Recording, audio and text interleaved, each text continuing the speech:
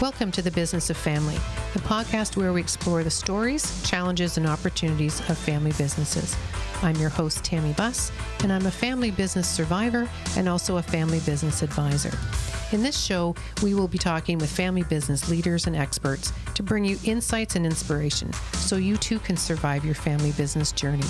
Whether you're a founder, a successor, a professional, or just curious about family businesses, this podcast is for you. So today our guest is Shaara Roman. She's the award-winning founder and CEO of the Silverene Group, a culture and leadership firm that helps CEOs and executive teams build high-performing teams for an AI world. She's also the best-selling author of The Conscious Workplace, a guide to building high-performing, people-first organizations that can weather any storm. Before launching the Silverene Group in 2016, she held senior HR and cultural roles at companies like Visa, Fannie Mae, CGI.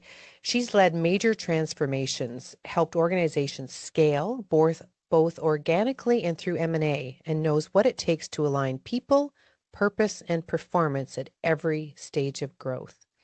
Now, she brings a truly global lens to her work. She was born in India, raised in Nigeria, and educated in the UK. She's passionate about building inclusion, high-trust cultures where people can do their best work. Her insights have been featured in outlets like Forbes, SHRM, CEO World, and HR Executive. She currently serves on the advisory board of Enabled Intelligence, an AI company focused on national security. Wow, can't wait to hear more about that. Welcome.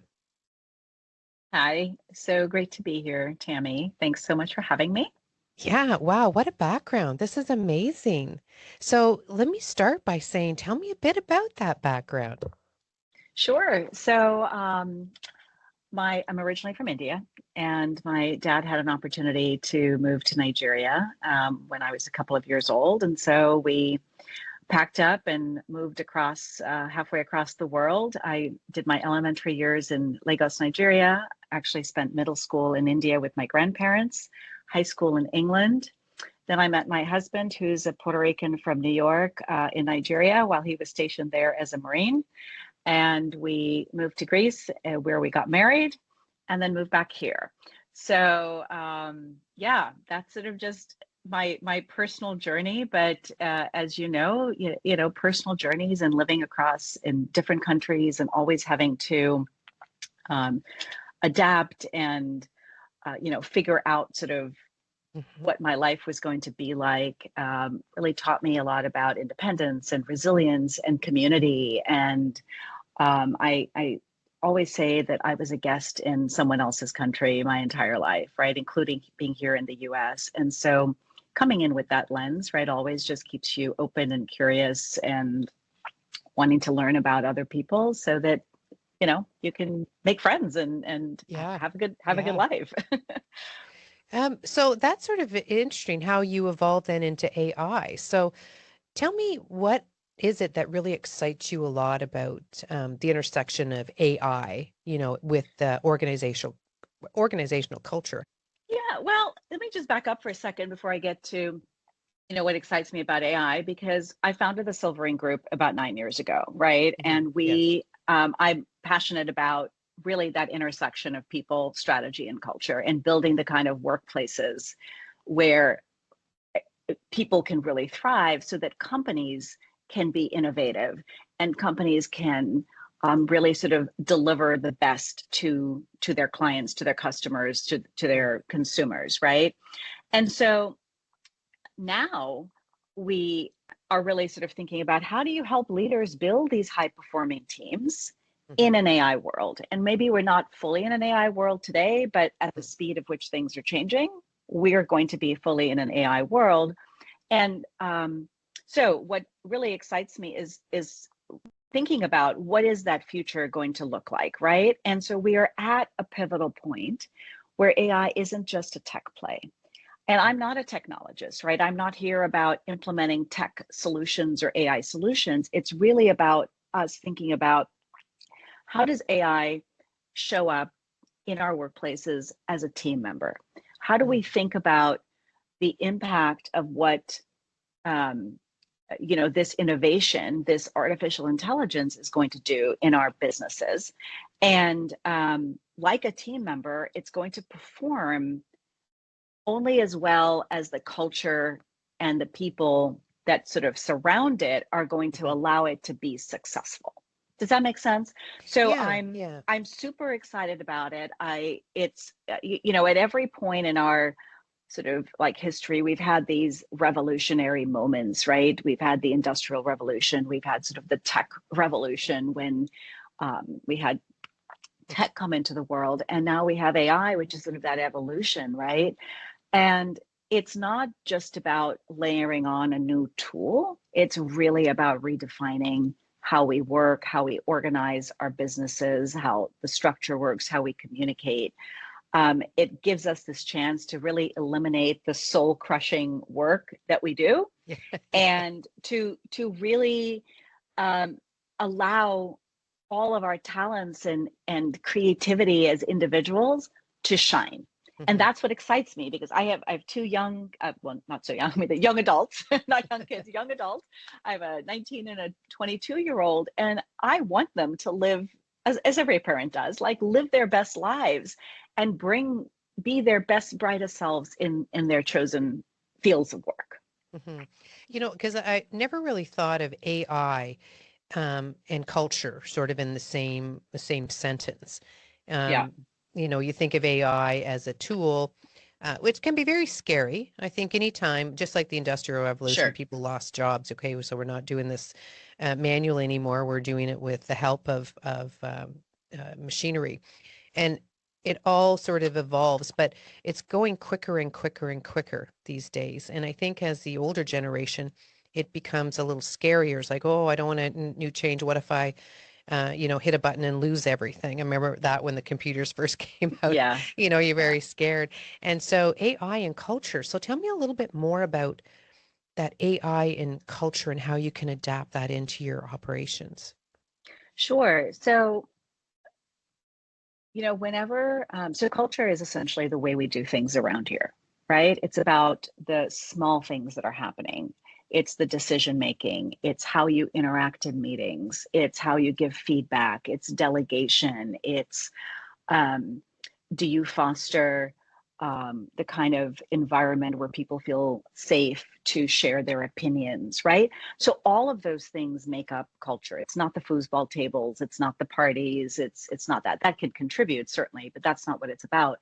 So when you have something that is as transformative as AI, where AI can be, brought into an organization to augment work, whether it's to, be helping us in marketing by writing copy or doing doing the first round of sort of market analysis, or whether it's to interact with your customers, right, and solve problems for them, schedule visits, from the plumber or the HVAC guy or whatever. All of that is around culture, right? How is that new service being provided not by a human but by a machine, essentially? How does that fit in with other people in the organizations? How does that fit in with the workflow?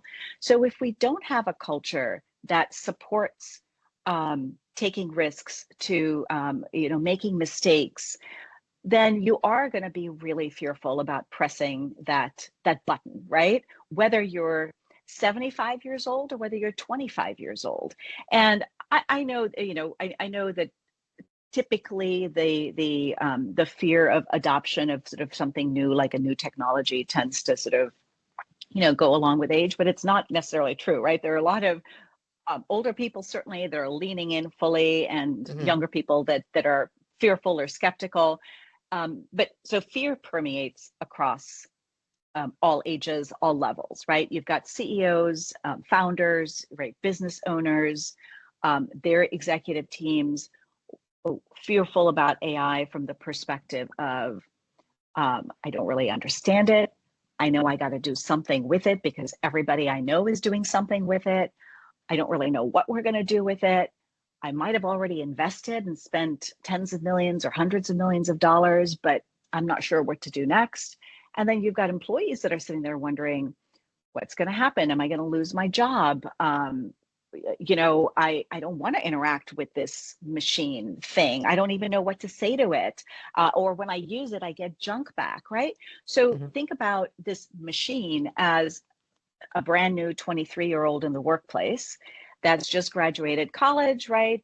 They might have lots of knowledge from their education. They might have some experience as an intern, but when they come into the workplace, right, they have to be given their job with clear instructions of what they're expected to do, what the end product might need to look like, where they can go to help to research things, right? How to ask for questions. And so that's, if you think about that interaction, that's like using a large language model in the workplace and giving it instructions and asking it to do something and then refining it because what you got back isn't exactly what you need or lack the depth or, so that's how the culture plays into the use of AI, right? And bringing it into the organization. So we deal a lot with family businesses as a family business advisor. I mean, that's what we work with. So how, when you look at family businesses, a lot of them are based on tradition. It's service. They're a little bit different. It's not always about earning, well, obviously you got to earn money, but it's not always about the money. It's about the culture that they've developed, the traditions, the values. So how can a family business sort of start to adapt some of these AI technologies and not fear losing who they really are? Yeah. So I think, so I should have said earlier on, I actually come from a line of family businesses, right? My great grandfather started a business in the late 1800s, and that existed for over 100 years. Wow. And it got eventually sold. It was a soda manufacturing company, eventually got sold to Pepsi. This is in India.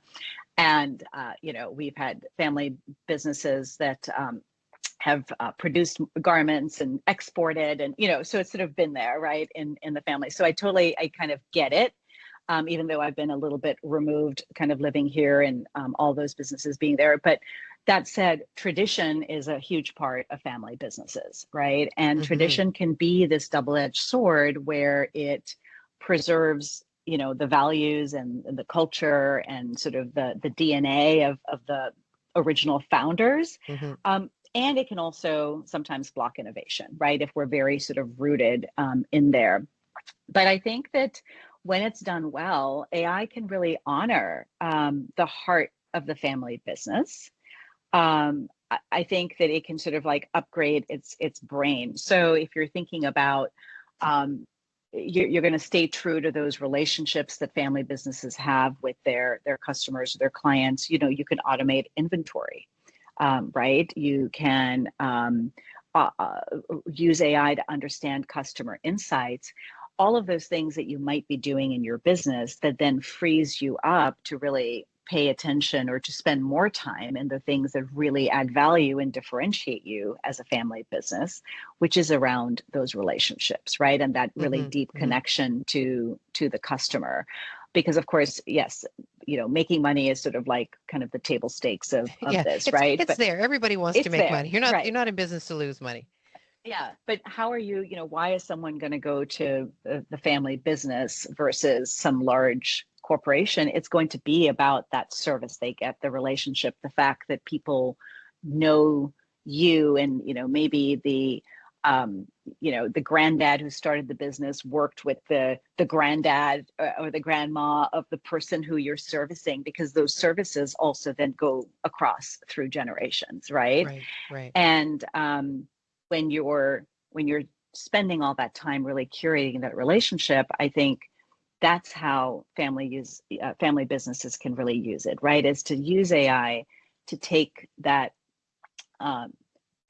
more sort of, like I said, soul crushing type of work off the plates of the people in the organization, and then focus on the things that are really value add and differentiating. So you mentioned a couple of uses. What are some other uses that a family business could use immediately with AI to sort of help them, as you say, take some of those soul crushing things off their plate? Like, what are some examples of things that maybe you should be starting to look at today? Yeah. So the first thing that comes to mind is really using it in sort of the people function, right? So writing job descriptions. It can help you. I mean, I used to sit in HR, right? And so any kind of job description overhaul to try to modernize them and sort of really write them in a way that's appealing to people and clear would be, talk about soul crushing. That would be soul crushing, right? And it would For take me, it would be forever. soul crushing. Yeah. So, and for managers hate doing job descriptions. They hate doing performance reviews. So you can actually take all of your job descriptions and ask, write a really good prompt for AI to write your job descriptions in a more modern way, in a more user-friendly way that sort of speaks to your culture, speaks to your values, right? Speaks to what you want to differentiate yourself and be really clear. So that's one way you can easily do that if that's a project that you've got going on. Performance reviews, you can use AI to help managers write succinct, more meaningful performance reviews. One of the Mm, great features with AI is you can talk into it, right? right. And obviously, businesses need to build the AI platform sort of behind their firewall, right? Because you don't want all this stuff out there. But you can have a manager just talk into and say, hey, um, uh, Shaara's had a really great year. These are all the great things that she's done, but I really need her to work on X, Y, or Z. And could you just, here's her, here are the goals that she had. Can you just draft up some copy for me and keep it succinct, right? And Mhm. then you get it written for you, and then you edit it, right, to really Right. fine tune it. You can use it as sort of an in the moment coach. Now, I don't mean that it's going to really transform your mindset and behavior, right? Because that's actually, I'll advocate that you actually need people to help you do that. Yeah. That's sort of the brilliance of the human mind. And my coaches on my team will yell at me if I don't if I don't say that. But seriously, you can put in there like, I need to have a difficult conversation with Nancy today, right, or with Joe. Mhm, Tell me, help me frame how I deliver what I'm frustrated about. mhm. And it can give you a little script that you can look at, you Right. can practice, and then obviously you still have to go do it, right? So that's where the machine and the human sort of come together, Mhm. and you've taken the hard work of, oh my gosh, how do I say this, without offending them, or they're so sensitive, right? You can tell AI all this and it can Right. then help you do it, and then you read through it a couple of times and go do it. So something that you might have been stalled on for 2 or 3 hours, right, because I've seen managers do that, you get an answer in 10 minutes, and then you go prep, and you can spend the time actually prepping and getting yourself in a place to do that.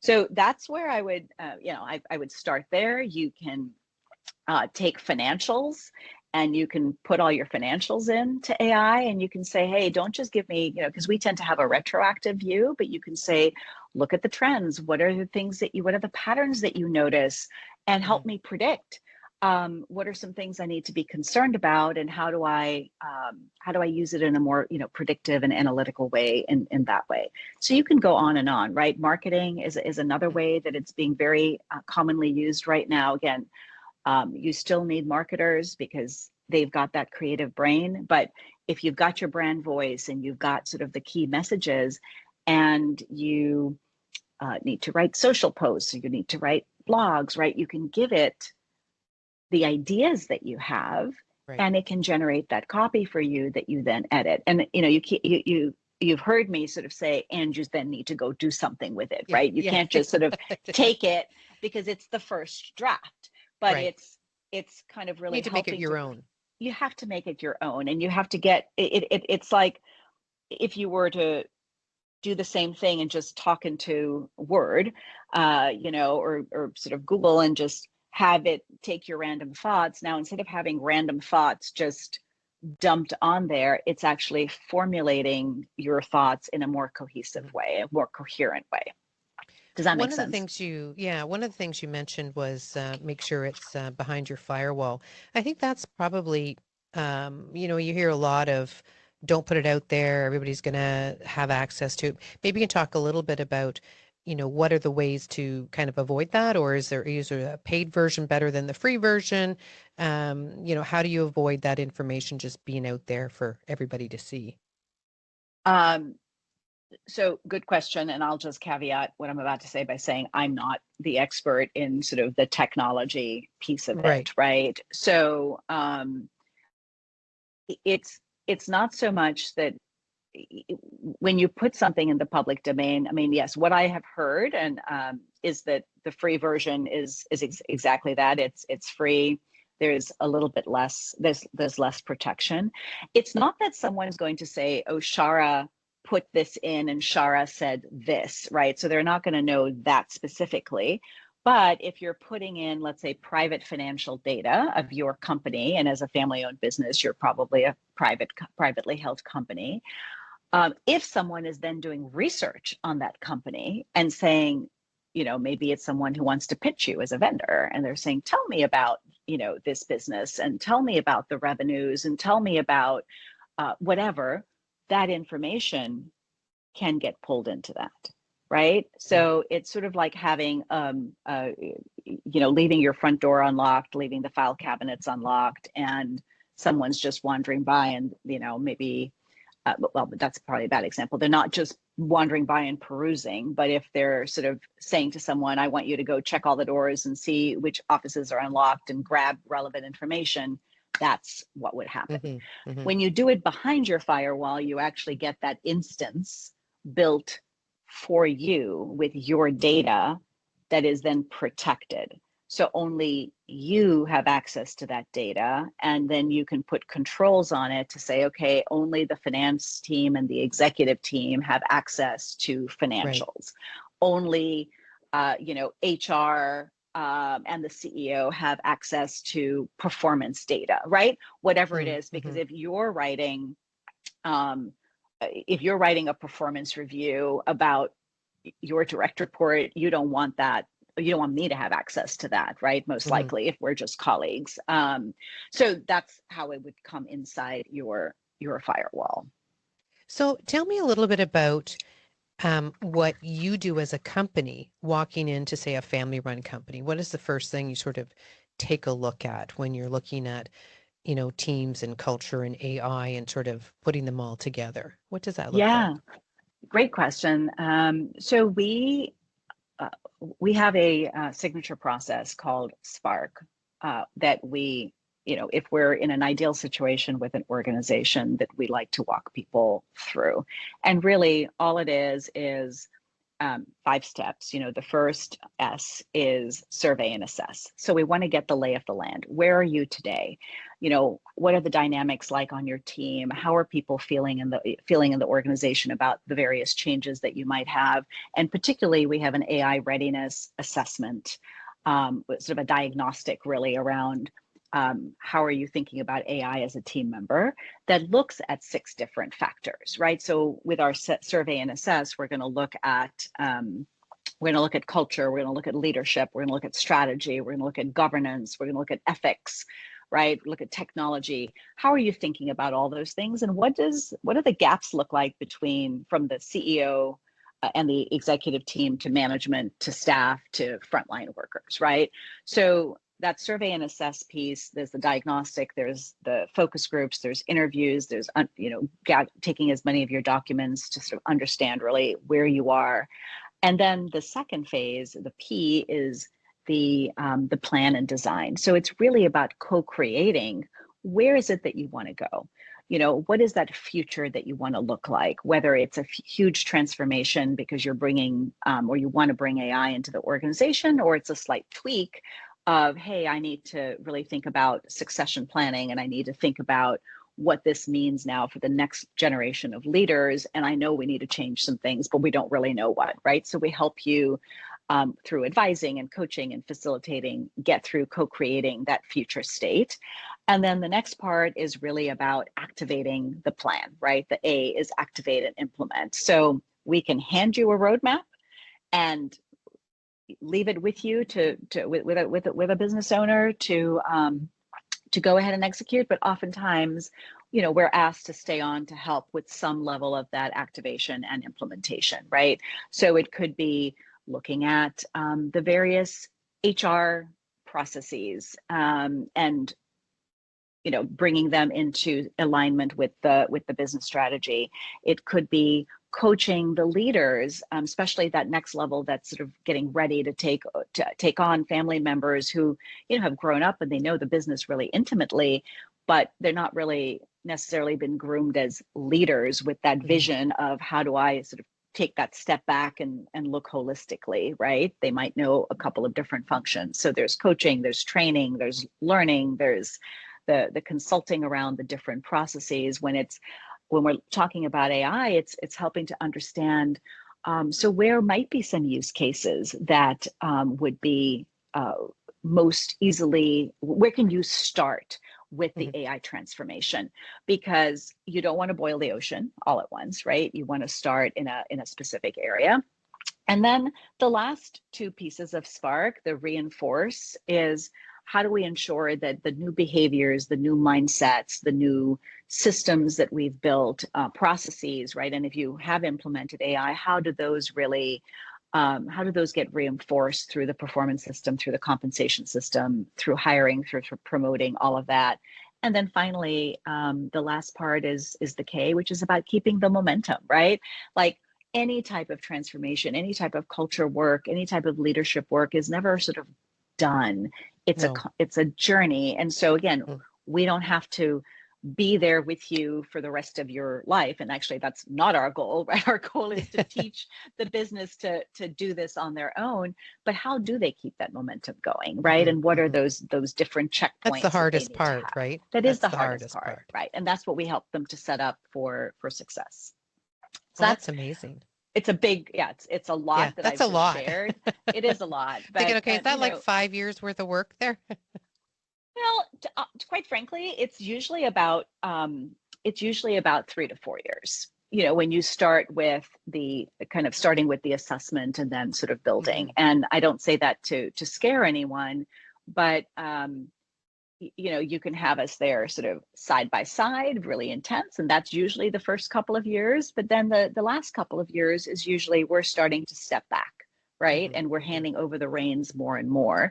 But if you really want to drive change in your organization, it's not something that happens overnight. You can start to put things in place pretty quickly, but to ensure that it's sustained, it's really good to have a coach. It's sort of like wanting to start a new fitness routine or, a new sort of diet. It's very easy to download the plan or, go see a fitness trainer and sort of get your workout thing. But to stay motivated, to keep pushing yourself, to increase the reps, to increase the weights, those are all the things that I certainly know that I don't do on my own, right? I need someone to push me to do it. Yeah. It's anything, right? You need that help. We all know what to do. We're just not very good at doing it ourselves. Yes. Right. And absolutely. I particularly when you say about the reps or the weights, you're like, yep, I'm done. But they make you do it a lot. They make you continue and you're better for it. So just like with the coaching or implementing, if you just implement it and walk away, it's a waste of time and money, right? So it's really important that businesses, particularly family businesses, really keep this culture and keep the business moving forward. Anyway, believe it or not, we're out of time. Okay. I go so fast. So I always like to end with 3 pieces of advice. So give me your top 3 pieces of advice you would give to family business leaders, regarding AI in an organization and culture. How can you implement AI? What would those top 3 pieces of advice be? Yeah. So you said it when you introduced me, which is it's always going to start with your people. So keep your people at the center and think about how are you going to build or change or transform around that core of human? Because especially if you're going to bring in AI is not going to succeed without leadership alignment and cultural readiness. It will not. And AI has an exponential effect. So this is not like the transformations of the past where, if things were broken and you try to put an ERP system on top of a broken process that you could muddle by, it will actually crush whatever you have done, right? It is just going to magnify the craziness. So start with your people. Treat AI like a team member. That is a huge mindset shift. Mm-hmm. It is, yes, it can be a tool, but it is way more powerful, and it is going to become more and more powerful like this. So treat it as a team member. You need to ensure that you're building trust with the machine and the people, that you're setting expectations, and that you are defining the role for the team member. Think about it as hiring a new executive or hiring a new person, and they're coming into your org chart, and you wouldn't just make an investment of a new addition to the team without thinking about, well, what are they actually going to do, right? Mm-hmm. How am I going to measure their success? You have to do the exact same thing. And then finally, I would say it's not an all or nothing, right? So you don't have to dive in and go sort of all in and try to make everything AI-fied. That's even the word. It's just like with any kind of change, right? Start small. First of all, I would say understand really your readiness, right? So we have a diagnostic. Happy to talk more about that. But start small, learn, pilot, adapt, test it out. Test it out with a group that is more leaning into change and is excited about it, right? Let them have success. Then you can tell those stories of success. You can learn lessons from them, and then that's how you build from it, right? And of course, you've got to move somewhat quickly, but if you move quickly without kind of the right culture and leadership and strategy and plan in place, it's just going to break. And then you have to fix it all and start all over. So those three things: start with your people, treat it like a team member, and start small. I love it. I love it. Well, thank you very much for joining us today. And where could they reach you if our listeners had questions or wanted to look more at your processes? Sure. I'd say send me an email. Super easy. It's my first name, SHAARA, at Silverene Group, SILVERENEGROUP.com. So send an email over, and you can also find me on LinkedIn. Perfect. Well, thank you very much. I enjoyed our talk today. Yeah, me too, Tammy. Thank you so much. If you like this episode, subscribe to the Business of Family podcast on your favorite listening platform. You can also find Blue Roots on Facebook, Instagram, and LinkedIn. On the next show, I'll be back with another amazing guest who will inspire you with their family business insights. Until then, take care and keep it in the family. This podcast is for informational purposes only and should not be considered legal, tax, investment, or insurance advice. Before acting on any advice, please contact your personal or company advisors.